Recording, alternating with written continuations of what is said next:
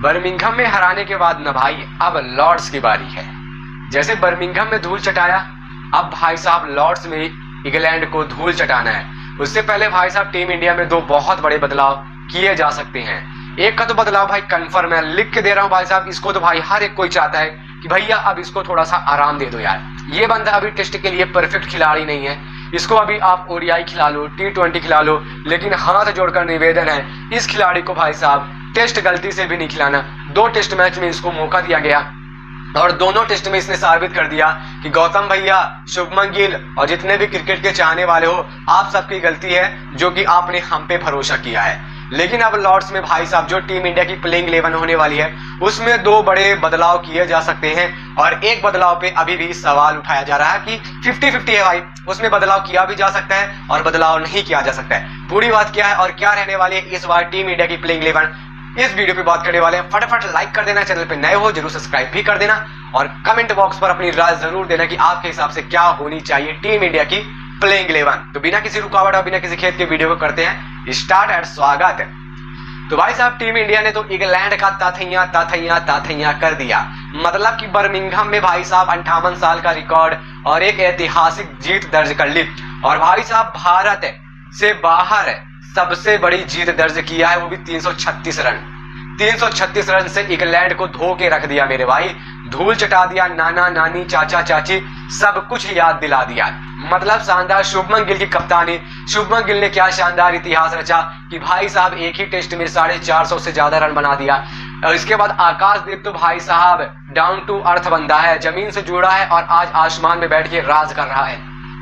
दुनिया को दिखा दिया भाई साहब मेहनत करोगे तो भाई साहब वक्त लगेगा लेकिन फल बहुत ही शानदार मिलने वाला है। यही देखकर थोड़ा सा मैं भी आकाशदीप से मोटिवेट हुआ हूं कि भाई मेहनत करेंगे, फल देना भगवान की काम है। तो भाई वीडियो बनाना और आपको हर एक अपडेट देना मेरा काम है और भाई साहब फल देना आपके हाथ में और भगवान के हाथ में है। तो भाई साहब आकाशदीप ने एक ही मैच में 10 विकेट लेकर इतिहास रच दिया। आज तक भाई साहब बर्मिंघम के मैदान पे इंग्लैंड की सरजमी पे आज तक किसी गेंदबाज ने एक ही टेस्ट में 10 विकेट नहीं लिया है, लेकिन ये कारनामा हमारे आकाशदीप ने कर दिया। तो चलो भाई बर्मिंघम में इंग्लैंड की ताथैया कर दिया है, दबा दबा के भाई साहब ले मराई हुई है यार, क्या गेंद से रन मारे गए हैं। मतलब अंग्रेजों को दौड़ाया गया, अंग्रेजों को थकाया गया, बल्लेबाजी करने नहीं दी गई। मैच 10-10 मिनट के लिए आओ, 5-5 सेकंड के लिए आओ, अपना विकेट दो और बोरिया बिस्तर पा दो और फिर से पवेलियन की ओर हमें दिखाई दो। बढ़िया था यार, बर्मिंघम की जीत शानदार थी, जबरदस्त थी और यादगार जीत है। मतलब कि इंग्लैंड ने कभी अनएक्सपेक्ट भी नहीं किया था कि भाई साहब बर्मिंघम में इंडिया हमारी ऐसी हालत करेगी। मतलब धोबी पछाड़ आप कह सकते हो, ऐसी धुलाई हुई है इंग्लैंड वालों की। लेकिन अब तीसरे टेस्ट की बात कर लिया जाए, टीम इंडिया में 2 तो बदलाव हो सकते हैं और तीसरे की 50-50 की चांस है। और लॉर्ड्स के बड़े मैदान में तो भाई साहब अपने को एक मजबूत टीम चाहिए और क्या रह सकती है वो 3 बदलाव, चलिए उसके बारे में बात कर ले। तो सबसे पहला नाम जो आता है, सब ने इस खिलाड़ी के सामने हाथ जोड़ लिया कि मेरे भाई बस कर, अब बस कर, अब थोड़ी देर तू आराम कर। नाम ले रहे भाई साहब प्रसिद्ध कृष्णा। इस बंदे ने पहले टेस्ट में भी भाई सारी हदें पार कर दी, दूसरे टेस्ट में भी भाई साहब सारी हदें पार कर दी थी। मतलब उम्मीद लगाया था, गौतम भैया ने उम्मीद लगाया था, शुभमन ने उम्मीद लगाया, चलो भाई पहला टेस्ट है खराब गया, दूसरे टेस्ट में भाई साहब आकाशदीप और मोहम्मद सिराज का साथ देगा और विकेट जल्दी लेने में कामयाब होगा। लेकिन पहले टेस्ट में भाई साहब पहले टेस्ट की दूसरी इनिंग में महज 2 विकेट और दूसरे टेस्ट की दूसरी इनिंग में महज 1 विकेट लिया, लेकिन रन भरपूर दिया। इसलिए अब इनको बैठा दिया जाएगा और इनके जगह जसप्रीत बुमराह को शामिल किया जाएगा। तीसरे टेस्ट में भाई साहब आपको जसप्रीत बुमराह खेलते हुए दिखेंगे और जरूरी भी है, लॉर्ड्स का इतना बड़ा मैदान और भाई साहब जसप्रीत बुमराह की जरूरत है। तो प्रसिद्ध कृष्णा की अब तीसरे टेस्ट में विदाई होने वाली है। देन यहाँ पे एक दूसरा नाम आता है भाई साहब करुण नायर।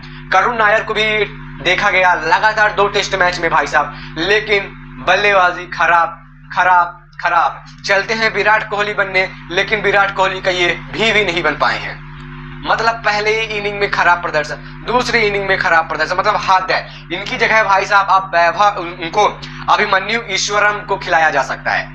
अभिमन्यु ईश्वरम जो कि बहुत ही शानदार टेस्ट के खिलाड़ी हैं, इन्होंने भाई साहब इंग्लैंड की भी सरजमी देखी, ऑस्ट्रेलिया की सरजमी भी देखी, दोनों को देखा, दोनों को पिचों को भी देखा है बखूबी तरह से। अब भाई साहब इनको प्लेइंग 11 में जगह मिलनी चाहिए।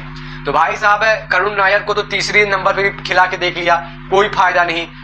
7वें नंबर पे खिला के देखा, कोई फायदा नहीं। कोई से भी नंबर में आप इनको खिलाओ, भाई साहब कोई फायदा नहीं है, इसलिए आप तीसरे टेस्ट में शायद करुण नायर इनके जगह, करुण नायर की जगह अभिमन्यु ईश्वरम को खिलाया जा सकता है। तो दूसरा बदलाव ये था।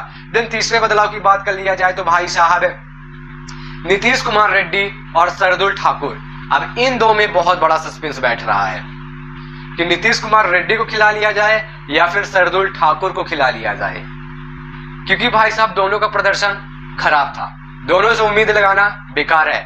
मैं चाहूंगा तो भाई चलो किसको बोल दूं यार, इसमें आप लोग कमेंट करके बताना कि नीतीश कुमार रेड्डी और शार्दुल ठाकुर में किसको खिलाया जाए। देन यहाँ पे एक और बदलाव की बात कर लिया जाए तो भाई सुंदर भाई और हमारे कुलदीप यादव, इन दोनों में भाई साहब बहुत लंबी रेस लगी है कि अब तीसरे टेस्ट में कुलदीप यादव को खिलाया जाए या फिर भाई साहब अपने सुंदर भैया को खिलाया जाए।